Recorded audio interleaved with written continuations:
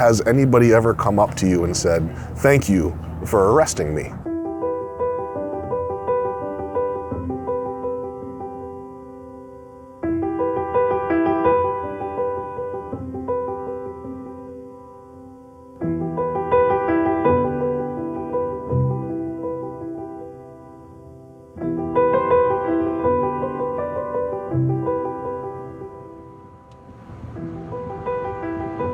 That moment where I realized I was gonna die an addict, and this is what it's gonna be for me, like, that's what it was. It was right here on this corner. What makes an addict be an addict, or what makes an alcoholic be an alcoholic, or someone who struggles with mental health? I was the opposite of that from what people traditionally think. I didn't have any trauma in my childhood. I didn't have any neglect or abuse or alcoholism or addiction in our home. I had a really good life.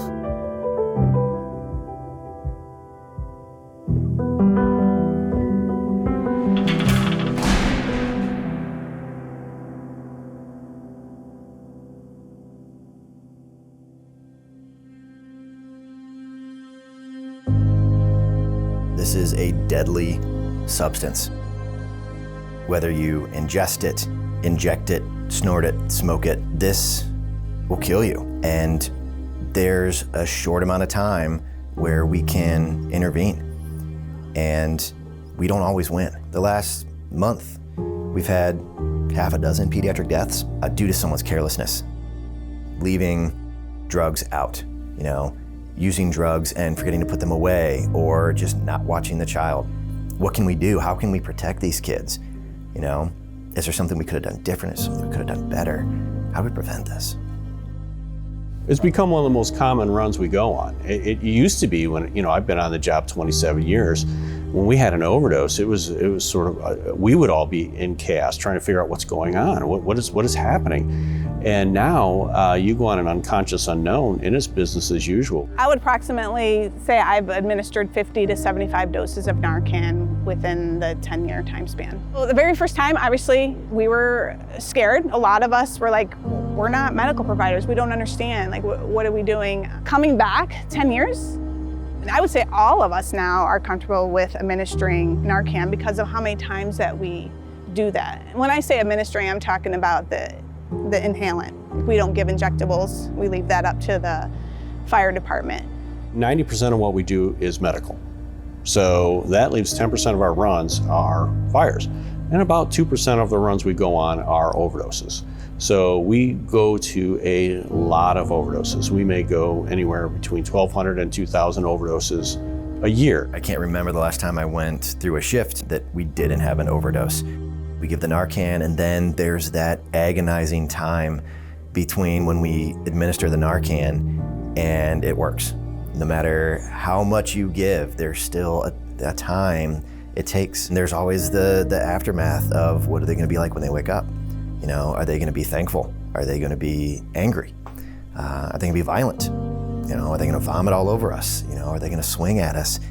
There's so many things that go into this that it's draining. And when we have to devote all those medical resources. It's a human, that's what we do. But we also in the back of our mind know this is our third one today. When you respond all the time to the same types of runs, it does get draining after a while, and you throw your hands up wondering, what are we doing here? Why can't we make a more positive impact? A lot of times the most frustrating part is when they come back and that antagonist works right away and they're back to normal. They're asking what happened. I'm so sorry. Thank you for being there when I needed you. And we're like, we really need you to go to the hospital. And a lot of times it's frustrating because they don't want to go to the hospital. And sometimes they don't even take the Narcan kits that the fire department gives the individual in case they do overdose when they walk away. So that's the most frustrating part is they're very thankful, but they're not willing to go to the hospital and take that extra step to guarantee that they're not gonna overdose again hours within just getting their lives saved.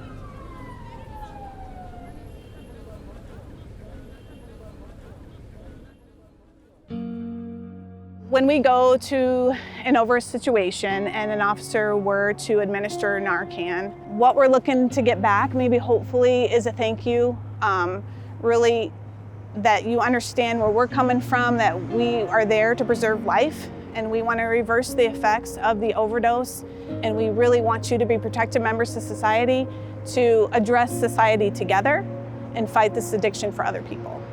You know, I'm constantly impressed by the first responder community, especially here in Toledo, between, you know, law enforcement, fire, EMS. I'm constantly impressed by the work they do, the way that every day they go out and do this with the sole purpose of serving. I love my job. I've been here almost 25 years. I get to provide life-saving measures to anyone that needs it. As soon as that 911 call comes in, I'm jumping in my patrol car and responding to those calls without any disregard for my safety, because ultimately I'm here to serve the public. So I look forward to serving the citizens of the city of Toledo.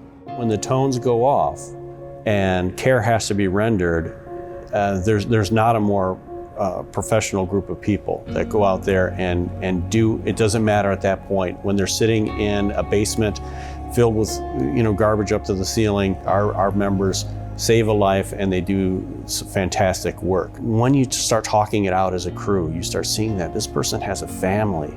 This person wasn't always this way. They were a child, they were innocent, they were whatever. They now have kids. And to honestly, we've been on scenes, and it happens more times than I'd like to even think about, where a child walks in on the person, their parent that has overdosed and is now deceased, and they make the call, and that is incredibly hurtful. We go to a lot of calls with there is kids, and really that trauma of seeing their mom or dad overdosing, that can really take a toll on law enforcement officers.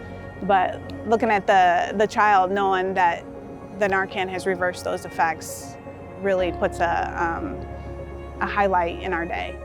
That alone is more powerful, knowing that that impact, that your children still have you. That's the stuff that keeps us going in those darkest times. At some point, they get to where they've had enough. And we have an active part in keeping that person afloat. Their lives are in shambles, and we are that life raft that then they can move on to the next level. But we have a small part in that, and that makes us very proud to do that.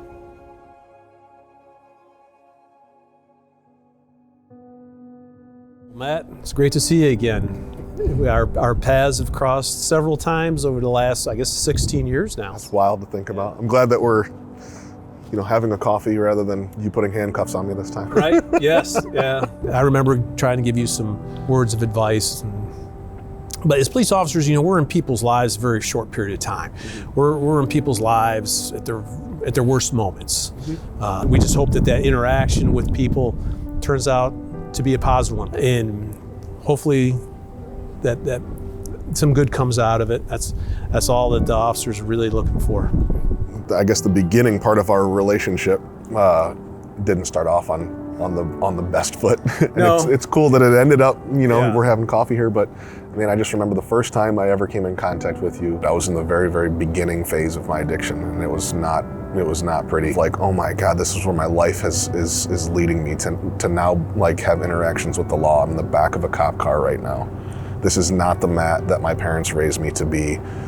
Like, I need to wake up. And in that moment, I really did have plans to, you know, all right, this is it. This is going to be the catalyst for me to change. Having gone through the things that you went through, it has to be just a great example to some people that are struggling with addiction right now. And hopefully maybe some of them will see this and get inspired by you. And that will be that point in their life where they're able to come out of those thralls of addiction, and be the kind of person that they want to be. I know that this might be very, very strange to say, but thank you for arresting me. What's next for you, for Toledo Police? How can I support you? How can people in general? I think one of the biggest things that you could do, and just everybody really in general, is just thank a police officer. It means a lot, and we do appreciate it when we get that respect and that thanks from people out in the community. I'll make sure I do that every time I see a police officer. I'll do it one more time right now. All right. Thank you. I appreciate it. Absolutely.